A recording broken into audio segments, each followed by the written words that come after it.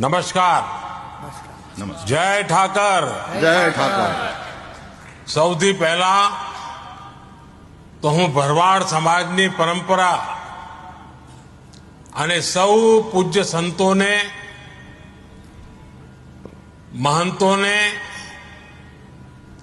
આ સમગ્ર પરંપરા માટે જીવન ખપાવી દેનાર સૌને શ્રદ્ધાપૂર્વક પ્રણામ કરું છું. અને આજે તો ખુશી અનેક ગણી વધી ગઈ છે.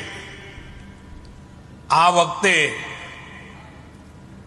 જે મહાકુંભ થયો, આ ઐતિહાસિક મહાકુંભ હતો.